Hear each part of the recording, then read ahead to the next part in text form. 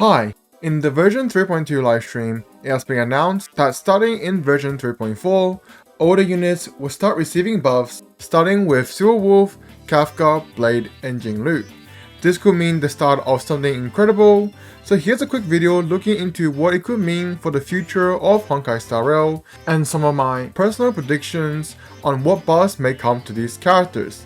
Before we start, I'll be giving away 2 supply passes / welcome moon to my subscribers at 7k subs, so make sure you subscribe. First of all, let's start by addressing what all of this could mean for the game. Star Rail is currently facing one big problem of heavy power creep. While some units, mainly supports, survive this problem due to them being all unique and specific to one archetype, unfortunately, for DPSs, this is not the case, and has been causing some people to be pretty unhappy. However, with buffs, I do think that this problem will become much less of an issue, but I do not think that it will be entirely fixed.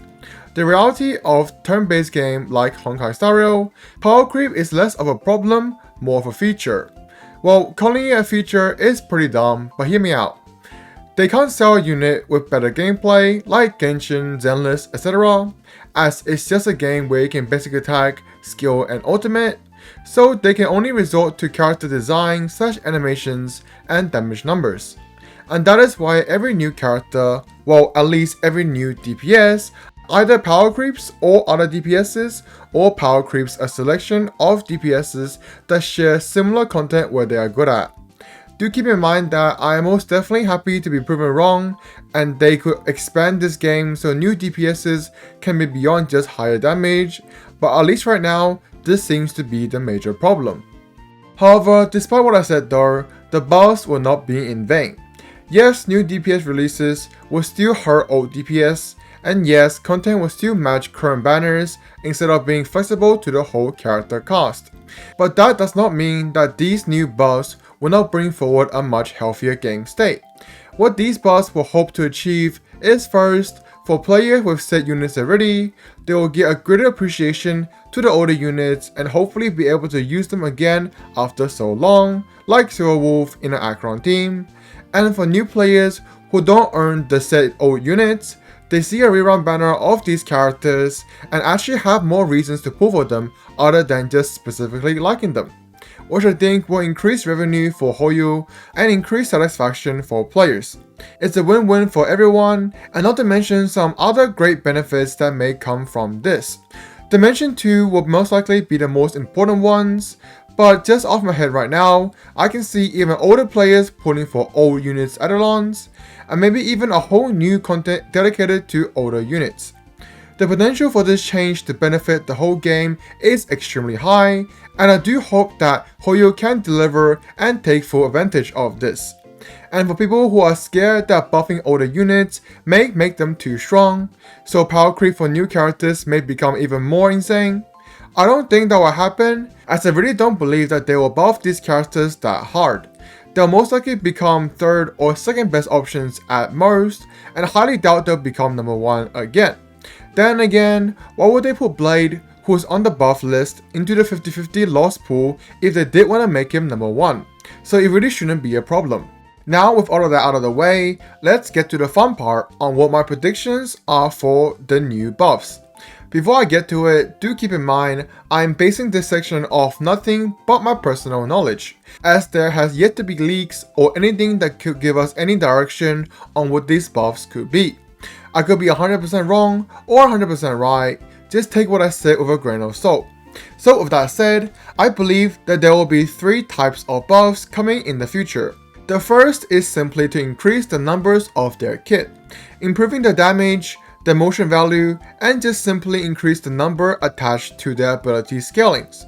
This is the easiest and the laziest, but for some characters, this is all they really need, as anything else may make them too strong. For example, I think for Blade and Jingliu, simply making them do a bit more damage will fix up their kit really well.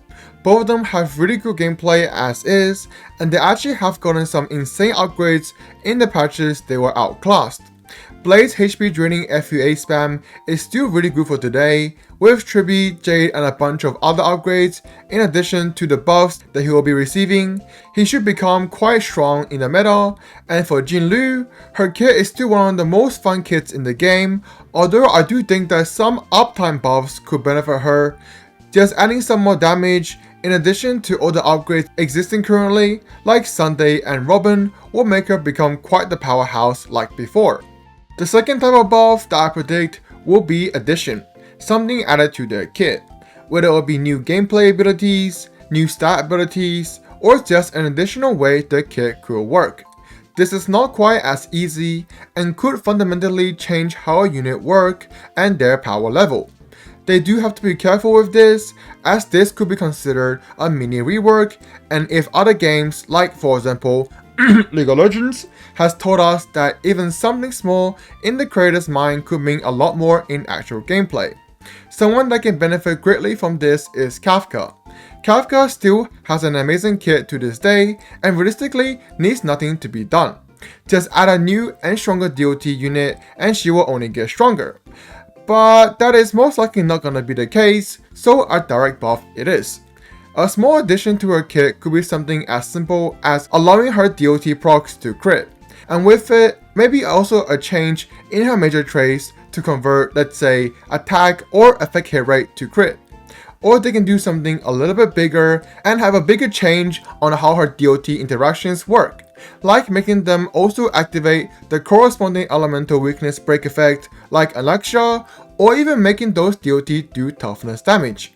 Regardless of what they do, Kafka will be in a great spot again, as even though I said no new DOT will be appearing, with Kafka getting buffed though, this could change and I could really use another Kafka meta, as I really do just think that she's one of the best designed characters in the game.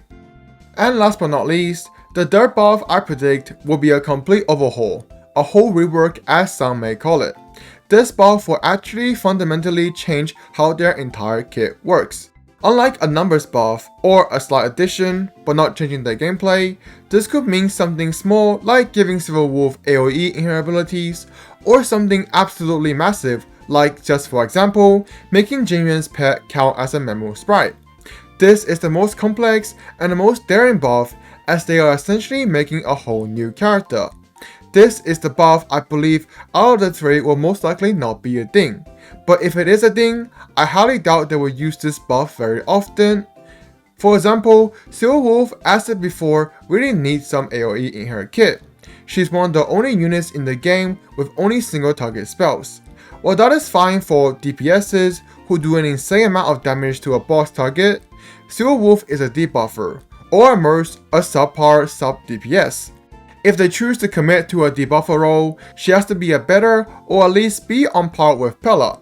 E0 Silverwolf should at the very least be equal or a side grade to E6 Pella. This is currently not the case, and I believe making her abilities deal AoE or at least blast will help this issue.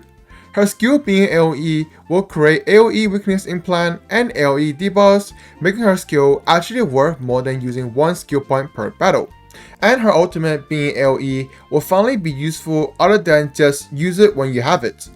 In addition to these changes, making her debuffs a bit stronger and or a bit easier to apply will also greatly benefit her. But if Hoyo wants to commit to this single target menace playstyle though, they really need to add a lot of quality of life type of changes, making her skill somehow guarantee an element of choosing and simply making her do a lot more damage, or going the route of changing this debuffer sub DPS role to a complete full DPS, making her skill better off crit, add a follow-up attack, add some action advances, the list goes on. But as it stands, Silverwolf is probably the one most likely to receive significant amount of changes for her buff. So yeah, that is all for whatever this video is.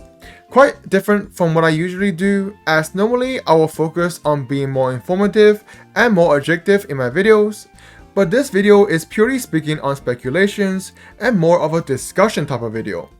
This was a whole lot of yapping, but I'm really just excited for buffs in Starro, as seeing them in a similar game like Fate Guard really wanted me to see them come to HSR as well, and thankfully it is coming, and I couldn't be any less happier. But it also could mean a new specific type of content I want to cover, so not bad.